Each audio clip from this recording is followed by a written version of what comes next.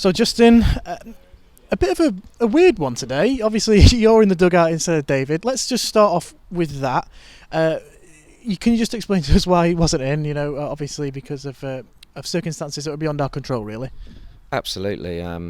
So David unfortunately tested positive for COVID on Sunday, and had been in close contact with all of the backroom team.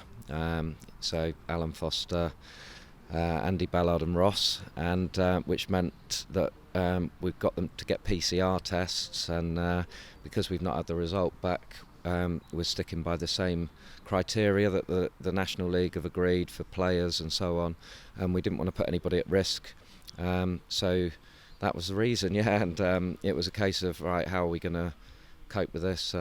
So David asked if Lauren and myself and Wilkie would support, obviously, his team selection, analysis, tactics, and we streamed the game to David, and he did make a lot of the decisions that happened during the game as well. But so that was the situation. Very strange, and I think it felt strange from our side of it, but there's no excuses there. Once the teams cross the white line, it's a game of football, and the players have got to take responsibility for their own performances.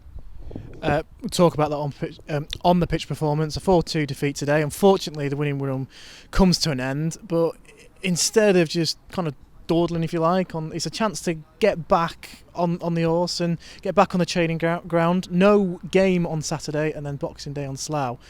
What are your initial thoughts on that game, and just sum that up for us? Yeah, you're absolutely right. The performance today, first half, we weren't quite at the levels that we needed to be at against a good team. We made some fundamental errors, but it's only 17 games or so. There's so much football to play. We can dust ourselves down a little bit. Obviously, David's still unbeaten, and his management team. Well, I'll take the responsibility for this one. And the boys have, as David said in the dressing room after on the phone to everyone, they've done fantastically well. A great run, and the object now is to get over it. You're not going to win every single game or be undefeated the whole season. Is now, can we actually recognise what we need to do, move on, and start another run? And what better way to do it than Boxing Day at home to Slough, hopefully with a bumper crowd, great atmosphere, the boys all fresh, and we're ready to go again. And there's no easy games in the league, so the levels have to be just that little bit more for winning games. But I was also pleased to see the likes of Alfie come on, creating some danger. Zach, when he came on, looked very, very bright. Second half, the boys gave it a go, but we made some poor decisions as well, and that ended up in us conceding and obviously getting down to 10 men as well. So obviously we win as a team, we went on that amazing run and got to the top of the table, where we still are, but we lose as a team as well. And like you say, no better way to get back on the horse against Slough on Boxing Day. Obviously, you're not going to be in the dugout for that one, but try and sum up the thoughts. Like, what's the mood like in the dressing room, and what's the thoughts going into that next one? I think that they're very disappointed, and frustrated with themselves, and but we just had a little chat and just said, look, let's look at the bigger picture. Where have we come from?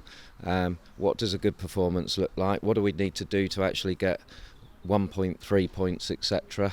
And what do we need to get those clean sheets? And actually our pressing wasn't quite as high today. The distances were a little bit too big, and when the ball came into the danger areas, normally we've been blocking those, and we've been on the front foot and winning tackles, and we've let some soft goals in today, and you can't do that if you want to win games of football. They recognise it, but they are positive, and a good group of guys that want to do well, and want to actually challenge at the top of this league. So make no mistake about it, we're a good team. We can get better, and there's so much room for improvement as well, that I think we could be in for a really exciting second half to the season, and actually we'll go on and surprise a few, and develop and be up there, I'm sure.